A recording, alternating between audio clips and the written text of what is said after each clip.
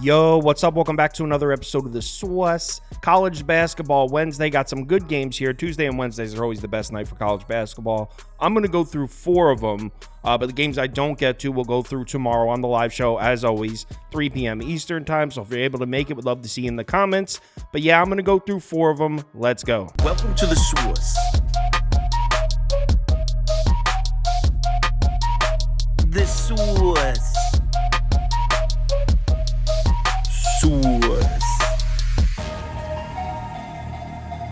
Hey, get the SWUS. Let's start out in the SEC. We got Auburn on the road at Tennessee to play the Vols. Tennessee laying 6.5 points at home. The total sitting at 150.5. Betting trends on the Auburn side. 4-4 against the spread on the road this year. 10-4 against the spread against the SEC. 3-2 against the spread in their last 5. On the Vols side, Tennessee's been very good at home this year. 9-4-1 against the number. 8-6 against the spread in SEC play. They're also 3-2 against the number in their last 5. Production from these two teams in the last 10 games.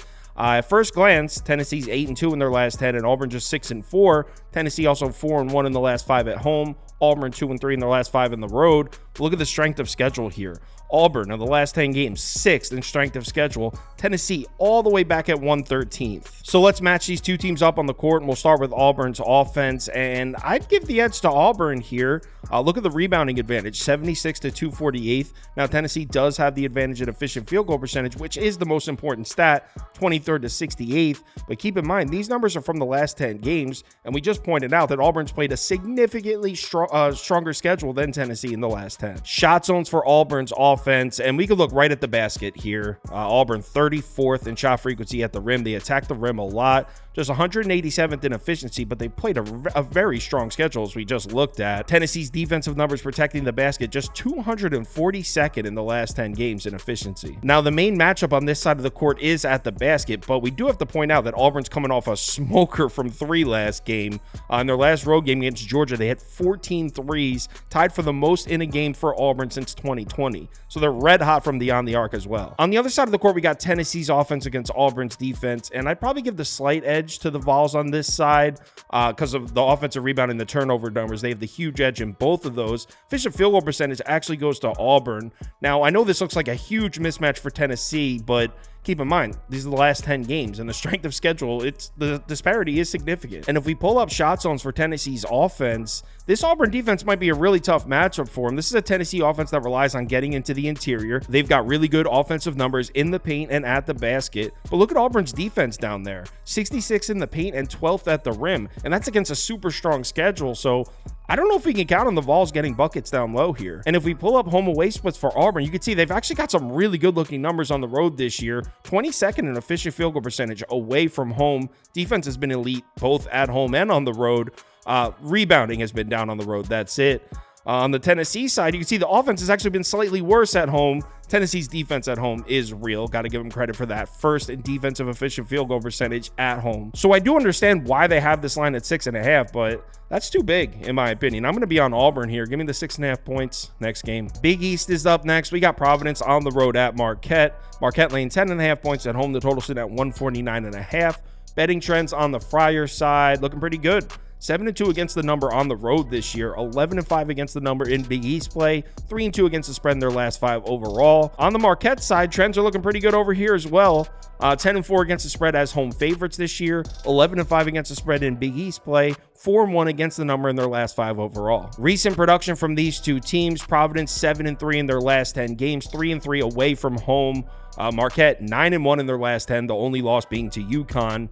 They're a perfect 4-0 at home in their last 4. So let's match these two teams up on the court, and we'll start with Providence offense. I'd give the slight edge to Marquette's defense on this side based on their service level numbers. Efficient field goal percentage, 67th to 95th. Providence does have the rebounding edge, though, so they may get some opportunities as far as second chance points. But you can see turnovers, protecting the basketball might be an issue here. Marquette 41st in forced turnover rate. The problem I see for Providence offensively in this game is such a big part of their offense relies on getting baskets down low at the rim. Look at Marquette's defensive numbers in the last 10 games down there. 22nd in defensive efficiency at the basket. So this is a bad matchup for Providence offense. Now, when we flip it over to the other side of the court, got to give the big advantage to Marquette offensively here. Efficient field goal percentage 3rd to 124th. Rebounds and turnovers, really nothing there, but efficient field goal percentage is the most important category, and Marquette has the huge edge. Just when I was thinking Marquette has to be the play here, we take a look at the shot zones, and Providence defense actually matches up pretty well. Check this out. So there's two zones where Marquette takes a ton of shots from, at the rim and the above the break three. Look at Providence defensive numbers in these two zones. We'll start with the rim. Marquette 26th in frequency, 52nd in efficiency. Getting to the basket, a huge part of Marquette's offense. Look at Providence defense, 82nd and 35th down there. And then we flip it over to the above the break three. Marquette's offense, 113th in frequency, 64th in efficiency. Providence defense against that shot, 85th in efficiency. So even though Marquette's offense is much better than Providence defense, the Friars might be equipped to give them some problems on this side of the court. And we have to take note that this is a Providence defense that's been good as hell on the road this year. It's the Providence offense that hasn't been showing up in these road games. Defensive EFG for Providence, 37th at home, 34th on the road. So Providence has played great defense on the road. And when we flip it over to the home away splits for Marquette, see, nothing really significant here. In fact, Marquette has actually rebounded the ball better on the road this year. So as far as betting this game, I can tell you there's no way I'd lay the 10.5 with Marquette, but I don't think I can count on Providence offensively enough to take the points either. I want to take the under at 149.5 because I do like the matchup for both defenses, but there's some risk involved here. These two teams both play at a pretty fast pace, which makes taking the under pretty risky. But I think the defenses should show up enough to keep this one under the total. So I'm rolling with the under, a little risky, but give me the under at 149.5. Next game. We got the Big 12 up next. Oklahoma on the road at Iowa State here. Cyclones laying 9.5 points at home, total sitting at 137.5. Betting trends on the Sooner side, 4-5 against the number as an underdog this year, 6-8 against the spread in Big 12 play, 2-3 against the spread in their last 5. On the Cyclone side, there's some nice looking trends here. 13-3 against the spread at home this year, 9-4-1 against the spread in Big 12 play, 4-1 against the spread in their last 5 overall. So let's match these two teams up on the court. We'll start with Oklahoma offensively. I give the slight edge to Iowa State's defense on this side. I mean, look at the turnover numbers. Huge turnover edge for the Cyclones, second to 129. So protecting the ball may be an issue here for Oklahoma. Rebounding edge does go slightly to Oklahoma, but Sooners haven't really been a great offensive rebounding team. Shot zones for Oklahoma's offense. I mean, I guess we could point at the above the break 3-point shot. That has been a weakness for Iowa State. In the last 10 games, they're 223rd and 192nd against that shot. But Oklahoma's numbers shooting that shot at 168, 177. So I wouldn't exactly call that an edge. But you know what? There should be opportunities for Oklahoma to get hot from outside should they take advantage of it. On the other side of the court, we got the Iowa State offense. And you got to give the edge to the Cyclones on this side. But it's not a complete mismatch. The EFG numbers are actually pretty close, 142nd and 174th in favor of Oklahoma. Iowa State does have the rebounding and turnover edge, though. Shot zones for Iowa State's offense. We can definitely take a look at the mid-range shooting numbers because Iowa State loves shooting those shots. They take a ton of them. Oklahoma's defensive numbers against a short and long mid-range shot, 157th and 286. So Iowa State shouldn't have problems getting their looks off. And then the icing on the cake in this one is the fact that this game's being played at Iowa State, because look at the home away splits for these two teams. Oklahoma much better at home in all 3 major categories here. And then when we flip it over to Iowa State, much better at home in all 3 categories, actually significantly on the Iowa State side, which is why betting this one is really tough for me, because I actually think this line is inflated. I do not think Iowa State is 9.5 points better than Oklahoma, but I really like the matchup for the Cyclones here. So that's honestly the only way I'd go. Iowa State minus 9.5 or pass. Probably end up passing on this one. Next game. We got Seton Hall on the road at Creighton here. Blue Jays laying 8.5 points at home. Total sitting at 143.5.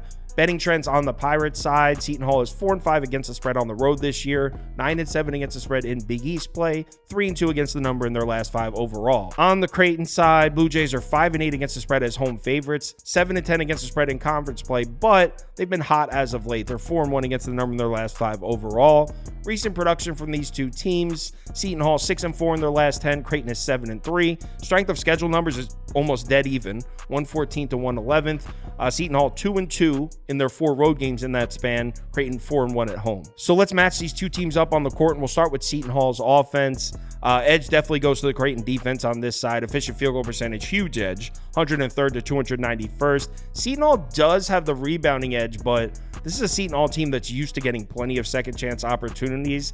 I don't know how many are going to be there on the road at Creighton. Creighton is a solid defensive rebounding team. So overall, edge Creighton defense here. And the matchup gets even worse for Seton Hall's offense when we take a look at the shot zones here. Got to take a look at the numbers at the rim because Seton Hall attacks the basket a lot. In the last 10 games, they're 14th in shot frequency at the rim, 320th in efficiency.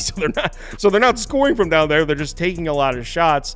Look at Creighton's defensive efficiency at the basket. 4th in the country. Nobody's been scoring on Creighton at the rim. And it gets even worse for Seton Hall. Look at their field goal percentage as a team in their last 4 games. 2 on the road, 2 at home. At home in the last 2 games, 51.6% from the floor. On the road, 38.5%. I do not have much hope for the Seton Hall offense in this game. On the other side of the court, we got the Creighton offense, and edge goes to Creighton on this side as well. I will say Seton Hall does have the big rebounding advantage on this side, but overall efficient field goal percentage 7th to 69th. Creighton also has the big turnover edge. But before you go and hammer Creighton and lay the points here, I am a little worried about this. Check this out. Seton Hall's got solid defensive numbers against the above the break 3 recently. In their last 10 games, they're 69th in efficiency against that shot. Creighton loves shooting that shot. The 3-point line is a big part of the Creighton offense. So as much as a perfect matchup this is for Creighton, that really throws a wrench in things. I mean, the Creighton needs to hit the 3 ball. It's a big part of their offense, and I don't know if it's going to be there. Good news for Creighton, though, when we pull up Seton Hall's home-away splits here, you can see Seton Hall significantly better in every single major category here at home. This one's on the road. And when we pull up the Creighton home-away splits, you can see they're much better at home as well. Actually, defensively, they've been really good on the road, but offensively better at home and rebounding much better at home. As far as betting this game, I mean, the play has to be Creighton. I'm just a little worried about Seton Hall's defense on the perimeter. So I think a really nice angle here would be to take Seton Hall's team total under 65.5. I personally can't bet it because I'm in New Jersey and Seton Hall. I can't bet Seton Hall games, but I think Seton Hall team total under 68.5 is a good look here. As I mentioned earlier, live show 3 p.m. Eastern time. We'll go through a bunch of games, make our final decisions. I'll bring on guests like I always do. NBA live shows at 4 p.m. Eastern time. If you're able to make it, would love to see you in the comments. If you want my top bets for all sports parlays of the day, or you'd like to join our Discord, head over to KyleKirms.com. The information's right there on the homepage. Wednesday night, a lot of basketball on. Let's pick our spots, bet responsibly, and I'll talk to you in the Discord.